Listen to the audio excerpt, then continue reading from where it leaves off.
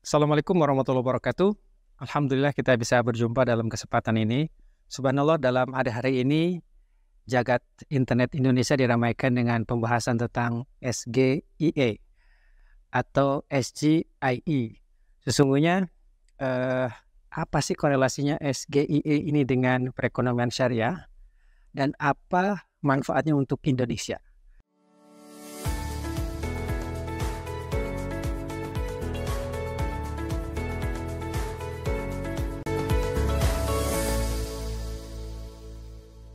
Nah, kita mulai dari yang pertama. SGIE, sesungguhnya menyebut SGIE itu salah. Harusnya SGIEL. SGIER, State of Global Islamic Economy Report. Jadi ini merupakan satu laporan tentang bagaimana sektor-sektor tertentu dalam ekonomi syariah secara global. Siapa penerbitnya? Penerbitnya adalah satu lembaga swasta dari Dubai, namanya Dinar Standard. Dinar Standard ini melakukan riset setiap tahun untuk memetakan tentang perkembangan lembaga keuangan, tentang pharmaceutical and cosmetic, tentang fashion, tentang halal food, tentang media, demikian juga tentang travel. Bagaimana negara-negara anggota OKI dan non-OKI setiap tahunnya itu tumbuh dan menjadi penguasa industri. Apakah ada lembaga lain selain Dinar Standard yang bermarkas di Dubai? Jawabannya banyak.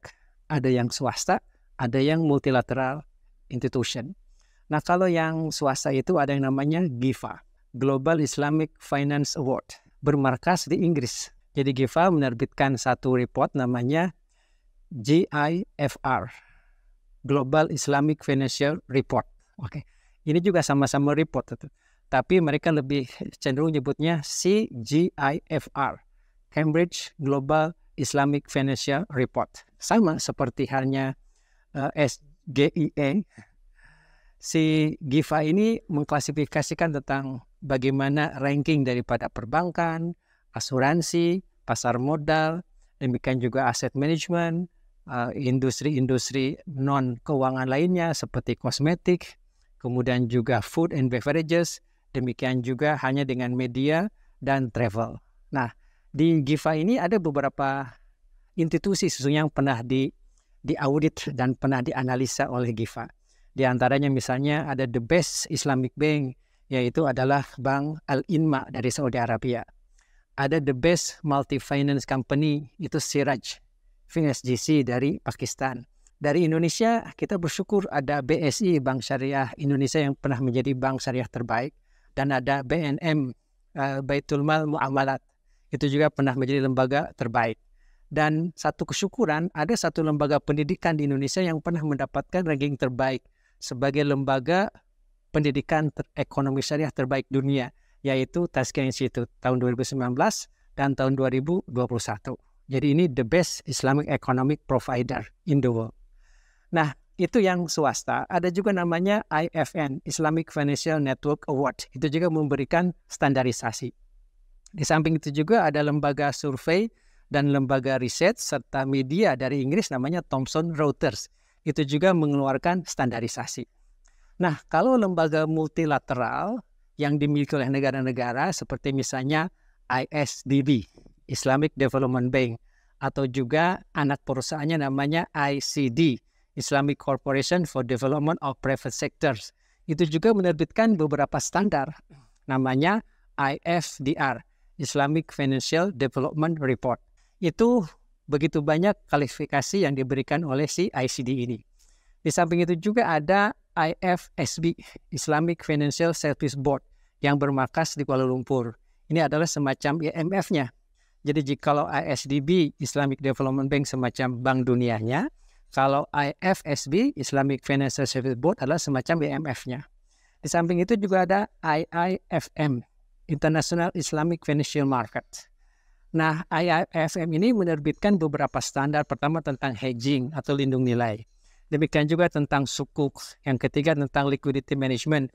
Demikian juga standar tentang trade finance. Jadi ini begitu banyak standar yang dikeluarkan oleh IIFM. Bagaimana kaitannya si SGIE ini dengan Indonesia dan perekonomian Indonesia? Saya bisa menjelaskan sebagai berikut.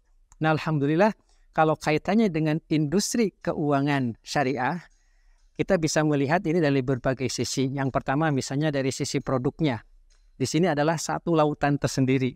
Dalam itu kita bisa melihat ada dunia perbankan, ada dunia asuransi, ada pasar modal, ada pasar uang, ada aset management, demikian juga ada gadai. Nah, masing-masing ini juga ada beberapa prinsip, misalnya ada prinsip jual beli juga ada namanya bai'ul murabaha, bai'ul inah, bai'ul wafa, bai'ul istijror, bai'ul istisna, bai'as salam. Demikian juga ada sewa menyewa namanya ijaroh mutlaqah, ada ijaroh muntahiyah bitamlik, ada ijaroh musfawi dhimmah. Masya Allah, ada juga sukuk, ada suluh, ada juga dengan doman. Ini Masya Allah, ini adalah satu lautan sendiri. Nah, kalau lembaganya itu sangat amat banyak.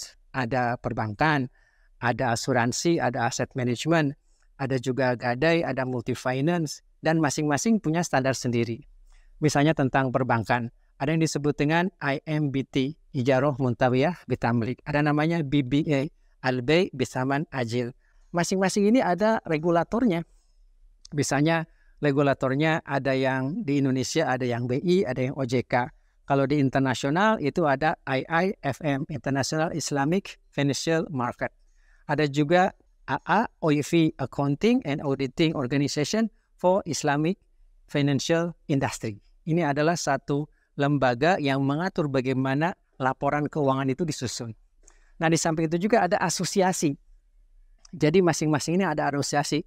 Misalnya ada IAIB atau IAIB, International Association of Islamic Bank. Ada juga namanya ASAS, Association of Sharia Advisor of Islamic Financial Institution. Ada juga AFSI, Asosiasi Fintech Syariah Indonesia. Ada juga ASBISINDO, Asosiasi Perbankan Syariah Indonesia. Jadi insya Allah jika kita punya waktu, mungkin 1 tahun, 2 tahun, 3 tahun, 4 tahun untuk menyelami dunia keuangan dan perbankan syariah, insya Allah belum selesai. Saya pun punya pengalaman yang cukup lama di Bank Islam Dunia, yaitu di IDB. Demikian juga di MF-nya, yaitu di IFSB.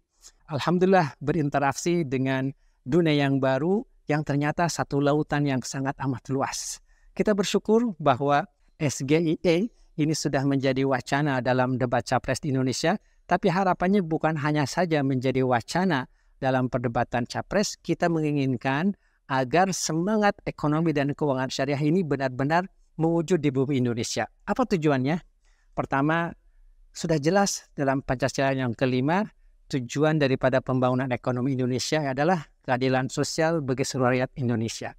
Jadi ini kita tidak boleh terkonsentrasi di satu pihak saja, hanya ada 1% orang Indonesia menguasai 50% kekayaan bangsa. Ini tidak boleh, karena dalam surat Al-Hasyr, surat ke-59 ayat itu dikatakan, kaila yakuna dulatan bainal aghniyai minkum, supaya harta itu tidak ngumpul di sebagian kita saja. Yang kedua, bagaimana masyarakat Indonesia itu berubah dan berkembang dari yang menerima saja subsidi menjadi pemberi pekerjaan, pemberi infak dan sedekah. Kata Rasulullah SAW, semoga penerima zakat tahun ini menjadi pemberi zakat tahun yang akan datang. Oke? Dan yang lebih penting lagi, bagaimana kita memanfaatkan semua semangat ini menjadi pusat industri halal dunia. Nah, saya yakin dengan semangat dari semua calon pemimpin bangsa ini akan mengantarkan Indonesia menjadi pusat industri halal dunia yang sekarang masih dipegang oleh orang lain, dan Indonesia bisa menjadi nomor 1 dalam halal food, bisa menjadi nomor 1 dalam halal finance, bisa nomor 1 dalam travel, bisa nomor 1 dalam kosmetik dan farmasi, demikian juga dalam media, dan demikian juga dalam bidang-bidang yang lain. Semoga bermanfaat dan kita terus belajar. Assalamualaikum warahmatullahi wabarakatuh.